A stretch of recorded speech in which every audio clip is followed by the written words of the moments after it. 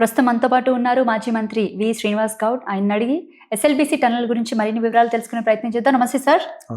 Right, గత 10 ఏళ్లలో పూర్తి కాని ఎస్ఎల్బిసి టన్నల్ అంటే అది బేసిక్గా స్టార్ట్ అయ్యి 2005లో కాంగ్రెస్ హయాంలో స్టార్ట్ అయింది. బట్ ఇప్పటి వరకు కూడా పూర్తి కాకపోవడాన్ని అసలు ఏ విధంగా చూడాలి? అండ్ ఈ ప్రమాదం బీఆర్ఎస్ వల్లే జరిగింది అని చెప్పేసి అటు ప్రభుత్వం, కాంగ్రెస్ పార్టీ వాళ్ళు నిందిస్తున్నారు. దీన్ని ఏ విధంగా చూస్తారు మీరు? వాస్తవంగా చెప్పాలంటే ఇది మేము వాళ్ళకి ఇష్టానుసారంగా మాట్లాడాము. ఇది కాంగ్రెస్ ప్రభుత్వ వైఫల్యం అని చెప్పుడన్నాం. ఆ రోజుల్లో ఆ పరిస్థితులను బట్టి వాళ్లకు నల్లమల అడవులు ఉన్నాయి కనుక అక్కడ అడవులలో వైల్డ్ యానిమల్స్ ఒక ప్రత్యేకమైన చట్టం ఉంది కనుక ఓపెన్గా తీసుకుపోవడానికి అవకాశం లేదు, ఓన్లీ టన్నల్ ద్వారా అని చెప్పి ఆ రోజు ఆ పరిస్థితులలో అప్పటి ప్రభుత్వాలు టన్నల్ ద్వారా గ్రావిటీ ద్వారా వస్తుందని తీసుకొచ్చారు. యాక్చువల్గా అది సాధ్యపడని అసలు ఈ ఇండియాలో ఎక్కడ కూడా ఏసియా ఖండంలో కూడా అంత పెద్ద టన్నల్ లేదు. అయినా ఆ రోజు వాళ్ళు ప్రతిపాదించారు. వాస్తవంగా నీళ్ళు ఇచ్చే ప్రాజెక్టు కాదు అది. నీళ్ళు ఇవ్వాలని ఆ ప్రభుత్వం అనుకుంటే అది అంత పెద్ద టన్నల్ ఉండదు. మధ్యలో రెండు ప్రాంతాల్లోనే ఓపెన్ ఉండాలి, బ్యాలెన్సింగ్ రిజర్వాయర్ ఉండాలి. ఏది లేకుండా డైరెక్ట్ పెట్టింది. అయినా ప్రాజెక్టు ఉద్దేశం ఆనాటి పాలకులకు ఏది ఉన్నా, ఆనాటి తెలంగాణ ప్రభుత్వం లేదు, ఆంధ్ర ప్రభుత్వం, ఆంధ్ర నాయకులు తెలంగాణకు ఉట్టిగా ఏదో చేస్తున్నామంటే చూపించడానికి చేసిరు అంతే తప్ప, శిలాపాలకాలకు ఉమ్మడి రాష్ట్రం చేసింది తప్ప వాళ్ళకు తెలంగాణ చేయాలని మనసు ఒప్పలే వాళ్ళకు. అది ఆ భాగం చేసిరు. అయినా ఏదేమైనా చేద్దామని చెప్పి కేసీఆర్ గారు 12 కిలోమీటర్లు వాళ్ళు 10 సంవత్సరాల్లో 3,300 కోట్లు ఖర్చు పెడితే మేము 3,900 కోట్లు ఖర్చు పెట్టి డిండి రిజర్వాయర్ కావచ్చు, పెళ్లిపాక వరకు ఉన్నటువంటి డిండి నుంచి అటు సైడ్ ఉన్న రిజర్వాయర్ 90% కంప్లీట్ చేయడం జరిగింది. రిజర్వాయర్ డిండి రిజర్వాయర్ను మరమ్మతులు చేయడం జరిగింది, రిజర్వాయర్ పెంచడం జరిగింది. అదేవిధంగా ఈ టన్నల్ కూడా శ్రీశైలం టు డిండి వరకు ఉన్నటువంటి టన్నల్ కూడా మొత్తం దాదాపు కొంత భాగం మిగిలిపోయింది. 10-11 కిలోమీటర్ల వరకు మిగిలిపోయింది. అంతవరకు చేయడం జరిగింది. ప్రభుత్వము చేయొద్దనుకుంటే 12 కిలోమీటర్ ఎట్లా చేస్తుంది చెప్పండి?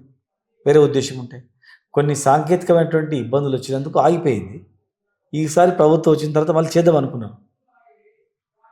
అన్ని అనుమతులు తీసుకొని జియోలాజికల్ సర్వే ఆఫ్ ఇండియా, తర్వాత అట్లే రాక్ ప్రొటెక్షన్ సంబంధించిన నిపుణుల సలహాలు తీసుకొచ్చి చేద్దాం అనుకున్నది. వీళ్ళు ఎవరు పర్మిషన్ తీసుకోకుండా మధ్యంతరంగా వీళ్ళు స్టార్ట్ చేసి ఇప్పటి వరకు కూడా ఏం చర్యలు చేపట్టకుండా తెగిపోయిన కన్వేయర్ బెల్ట్ కూడా ఇప్పుడు లోపల ఉన్న వాళ్ళని తీసుకురావాలంటే మట్టి క్లియర్ చేయాలి. మట్టి ఎట్లా తీసుకొస్తారు? కన్వేయర్ బెల్ట్ ద్వారా తీసుకురావడం గురించి మీరు మాట్లాడుతున్నారు. బ్రతుకున్నారా లేదా అనేది మరి వాళ్ళు బతికిన చూడడానికి కూడా మట్టి తీయాలి కదా. అసలు మట్టి బయటకు తీయడానికి ఉన్న బెల్ట్ని రిపేర్ చేయడానికనే మీకు 6 రోజులు అయింది. ఇప్పటి వరకు కూడా ఎట్లా చూస్తారు? ఇక ఎట్లా బతుకుంటారు వాళ్ళు? వాళ్ళకి ఏమైనా నీళ్ళు పోయినాయా, ఆహారం పోయిందా, లేకపోతే ఏమైనా ఇచ్చేసిండ్రా? అంటే ఇంకా వెతుకులాటలోనే ఉన్నారు. వెతుకులాటలోనే వాళ్ళ ప్రాణాలు గాలి కలిసినాయి. ఎందుకంటే వాళ్ళు ఈ ప్రాంతం వ్యక్తులు కాదు, ఈ జిల్లా వ్యక్తులు గారు, ఈ రాష్ట్రం వ్యక్తులు గారు, ఇక్కడ దేశం వాళ్ళు పాపం వాళ్ళు ఎడిటోడు లేడు. వాళ్ళు ఎక్కడ వాళ్ళ బంధువులను కూడా చూపించట్లేదు, వాళ్ళ సహచర కార్మికులను కూడా బయటికి దానిస్తలేరు, వాళ్ళ కారణాలు అడుగుతలేరు, పత్రికా ముఖం కూర్చుని పెట్టాలి. అంటే నిన్న మృతదేహాల్ని తీసాము, గాంధీ హాస్పిటల్కి తరలిస్తున్నామని చెప్పేసి న్యూస్ లో ఒక 2 రోజులుగా అయితే నడిచింది. బట్ ఈ రోజు ఏమో ఇంకా వెతుకులాటే అంటున్నారు. దీన్ని మరి ఏ విధంగా చూస్తారు? మీడియాను కూడా మేనేజ్ చేస్తున్న ప్రభుత్వం వాళ్ళ మాటలకు అర్థం లేని మాటలు, అవన్నీ మోసపూరితమైన మాటలన్నీ. కేసీఆర్ గారు కారణం అని చెప్తారు. నిన్న కేసీఆర్ గారు కారణం ఎట్లయితాడు? కేసీఆర్ గారు ఏమన్నా తోగమని పర్మిషన్ ఇచ్చిండా? కంప్లీట్ చేయండి ఏం కాదని చెప్పిండా? హరీష్ రావు గారు కారణం అంటాడు. హరీష్ రావు గారు ఏమన్నా ఇరిగేషన్ మంత్రియా, లేకపోతే ఇరిగేషన్ సలహాదారుడా? ఏ సంబంధం?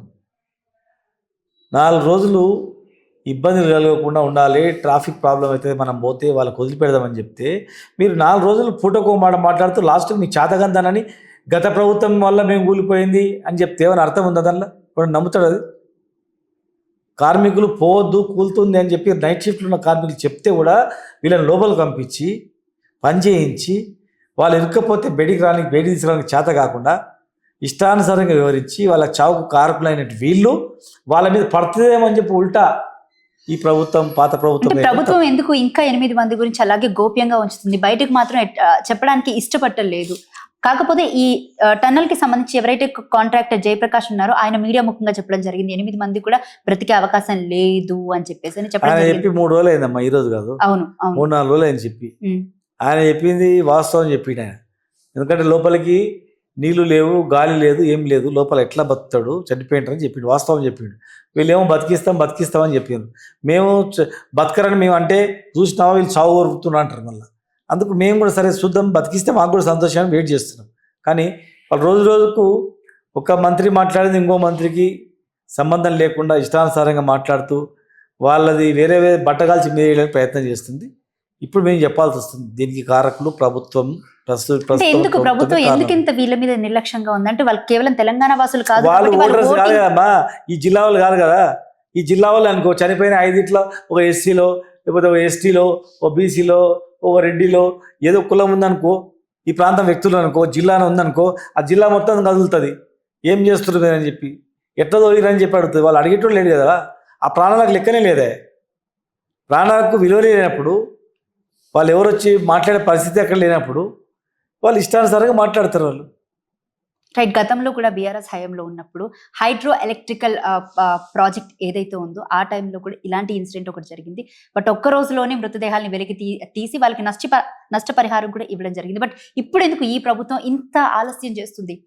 చూడమ్మా, ఆ రోజు గంట లోపల ముఖ్యమంత్రి గారు సమీక్షించిండు, పంపించిండు. మేము ఈ రాష్ట్రమైనా ఏ రాష్ట్రంలో ఈక్వల్గా చూసినాం. ఈవెన్ కరోనా సమయంలో కార్మికులందరూ కూడా కరోనా గురించి మేము నడుచుకుంటూ పోతామంటే ప్రత్యేకంగా ట్రైన్లు ఇచ్చి, ట్రైన్ల భోజనాలు పెట్టి, డబ్బులు ఇచ్చి పంపించినాం. అంటే కర్కశంగా వివరించాల. ఈరోజు ఈ ప్రభుత్వం కర్కశంగా వివరిస్తూ ఉంది, కక్షపూరితంగా వివరిస్తూ ఉంది, అబద్ధాలు మాట్లాడుతూ ఉంది, వాస్తవాలు మాట్లాడతలేదు. ఒక యూనిటీ లేదు, ఒక సఖ్యత లేదు, ఒక అవగాహన లేదు, ఒక టీం వర్క్ చేయట్లేదు. వాళ్ళు ఎవరు ఇష్టమైనట్లు వాళ్ళు మాట్లాడుతూ, అడ్డగోలుగా మాట్లాడుతూ ఒకరి మీద నెట్టేయడం తప్ప పని మీద ధ్యాస లేదు. వాళ్ళకి చిత్తశుద్ధి లేదు. కనుకనే వాళ్ళు ఈ రకంగా చేస్తూ ఉన్నారు. కోమటిరెడ్డి వెంకటరెడ్డి వైఖరి మీరు ఏ విధంగా చూస్తారు? ఒక కోమటిరెడ్డి వెంకరెడ్డి గారు కాదమ్మా, అందరు చూడండి, ఒక్కొక్కరిది ఒక రకం ఉంది. ఒకరికి సంబంధం లేదు. ఒకరు మాట్లాడితే ఆయన ఇక్కడ ఒకరు జిల్లా మంత్రి మాట్లాడతారు. కాబట్టి ప్రత్యేకంగా ఆయన గురించి అడగాల్సి వస్తుంది సార్. ఆయన ఉత్తమ్ కుమార్ రెడ్డి గారు కూడా జిల్లా మంత్రి, కోమటిరెడ్డి గారు కూడా జిల్లా మంత్రి.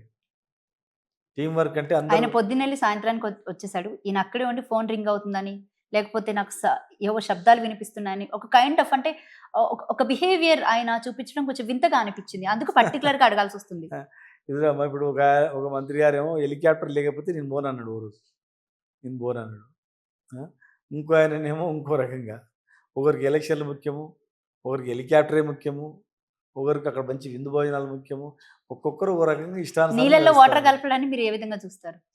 అది ఆయన దండం పెట్టాలమ్మా, మీకే తెలుసమ్మా, నేను ఏం మాట్లాడాలి. అంటే మీరు చెప్పండి సార్, నీళ్ళలో వాటర్ ఇప్పుడు కలుస్తుంది అసలు? ఒక బాధ్యత గల వ్యక్తులుగా వాళ్ళు మాట్లాడే పద్ధతి బాధ్యతాయుతంగా లేదు. ఎవరు మాట్లాడినా కూడా ఒక టీం వర్క్ లేదు. కేవలం వాళ్ళు కేసీఆర్ గారిని తిట్టి, కేసీఆర్ ప్రభుత్వం మీద, గత ప్రభుత్వం మీద మాట్లాడుతూ పబ్బం కలుపుకోవాలని చూస్తారు తప్ప వాళ్ళకి గవర్నమెంట్ మీద, రైతుల మీద, రైతాంగం మీద చిత్తశుద్ధి అని లేదు.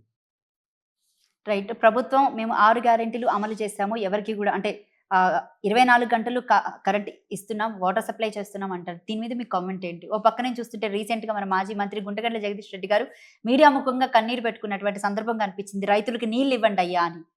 ఏం చెప్తారు? సోషల్ మీడియాలో చూడండి, ప్రజలు చెప్తారు. లేదు, ఒక గ్రామంకి రైతుని అడగని చెప్తారు. ఇప్పుడు మేము మాట్లాడితే వీళ్ళు ప్రభుత్వం మా మీద వడక మాట్లాడుతారని చెప్తారు. మీరు ఏ రైతునని అడగండి, ఏ ఊరికైనా అడగండి, ఆ రైతే చెప్తాడు. 6 గ్యారెంటీ అమలైతే కూడా చెప్తాడు, వాళ్ళే చెప్తారు. ఒక ముసలాయమని అడుగు చెప్తుంది, ఒక రైతుని అడుగు చెప్తావు, విద్యార్థిని అడుగు, హాస్టల్లో పోయి అడగండి. వీళ్ళ మాట మీద ఏమైనా నమ్మకం ఉందా అని అడగండి. 100లో ఒక్కరైనా నమ్మకం ఉంది, రుణమాఫీ కంప్లీట్ చేస్తాడు, రైతు బంధు ఇస్తాడు, కరెంట్ ఇస్తాడు, నీళ్ళు ఇస్తాడు, హామీలు నెరవేరుస్తారు అని ఒక్కరు చెప్పండి. ఆ పార్టీకి సంబంధించినటువంటి సీనియర్ నాయకులే, అరే మేము ఎక్కడ చూడలేదా బాబు ఇట్లాంటి గవర్నమెంట్ను, మేము తీసుకొచ్చుకొని పెట్టుకున్నాం, మా కాళ్ళు మేము నరుక్కున్నాం, ఇంత ఘోరంగా ఉండదు అని చెప్పి వాళ్ళు ఏడుస్తున్నారు. ఇప్పుడు వేరే పార్టీలు కాదు, కాంగ్రెస్ ఓటేసి గెలిపించిన వాళ్ళు, డబ్బులు ఖర్చు పెట్టుకొని తిరిగిన వాళ్ళు, ఈ పార్టీ అధికారం రావాలని చెప్పి కొట్లాడిన వాళ్ళు, జెండా మోసిన వాళ్ళు, వాళ్ళే తలదించుకొని ఏ ఘోరం, ఇంతమైన ఘోరం వచ్చారని ఆయన మళ్ళీ 10-20 ఏళ్ళు కాంగ్రెస్ ఇట్లా మొలిచే పరిస్థితి లేదనే పరిస్థితి మాట్లాడుతారు. వాళ్ళే మాట్లాడుతారు, మేము మాట్లాడేది కాదు. సీఎం రేవంత్ రెడ్డి పీఎం మోడీని కలవడాన్ని ఏ విధంగా చూస్తారు? అలాగే కిషన్ రెడ్డిని, బండి సంజయ్ని ఆయన కామెంట్ చేయడాన్ని ఏ విధంగా చూస్తారు? ఒక్కటే అమ్మా, ఒక ప్రధానమంత్రిని కలవడం తప్పేం కాదు. మన్ ముఖ్యమంత్రిగా ఉండి ప్రధానమంత్రి కలవడం మంచిదే. కానీ ఏం సాధించిండు అనేది ఇంపార్టెంట్. ముఖ్యమంత్రిగా ఏం తీసుకొచ్చిండు అనేది. ముఖ్యమంత్రి ఇక్కడున్న మంత్రులు కలిసి సమన్వయంతో పోయి ఏదైనా సాధించుకొని వస్తే వేరు. జనరల్‌గా ఏ ప్రధానమంత్రి అయినా ఈ రాష్ట్ర మంత్రిని అడుగుతాడు. ఈ రాష్ట్ర మంత్రి చెప్తే చేస్తాడు. వాళ్ళ పార్టీ కదా! ఈయన వద్దనంగా ఆయన చేస్తాడా? ఈయన కలవకుండా డైరెక్ట్ పోతే ఆయన చేస్తాడా? సమన్వయం అనేది ఎక్కడుంది? పని చేయాలనే ఉద్దేశం లేదు వాళ్ళకు. వ్యక్తిగత పాకులాట ఎక్కువుంది. ఇమేజ్ నాకు రావాలి, నాకే రావాలి అనేది ఒకటి ఉంది. కాంగ్రెస్ పార్టీ వాళ్ళు బీజేపీ, బీఆర్ఎస్ ఒకటే అంటున్నారు. ఏం చెప్తారు? ఇప్పుడు నిన్న ప్రధానమంత్రి గారి గురించి మాట్లాడింది, ప్రధానమంత్రి గారి నుంచి ముఖ్యమంత్రి గారు ఏం మాట్లాడిండు? మంచోడు, చాలా మంచోడు, చాలా చిత్తశుద్ధి అని అన్నాడు. ఇప్పుడు వాళ్ళిద్దరు ఒకటే, మీ ఇద్దరు ఒకటే. మేము ప్రధానమంత్రి గారిని, గవర్నమెంట్‌ని గత ప్రభుత్వంలో చేయనప్పుడు నిలదీసినాం మేము. నిధులు రాకపోతే గట్టిగా అడిగినాం మేము.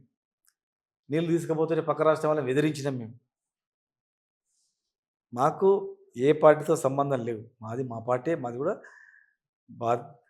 భారతీయ రాష్ట్ర సమితి అయింది మాది. నేషనల్ పార్టీ అయింది. మాది మాకే. మాకెవరితోనూ సంబంధం లేదు. మాది ఇండిపెండెంట్‌గా మేము ఉంటాం. వాళ్ళు ఎవరు అబండాలు వేసి అంటగట్టినా జనం ఇవాళ నమ్మే పరిస్థితి లేదు.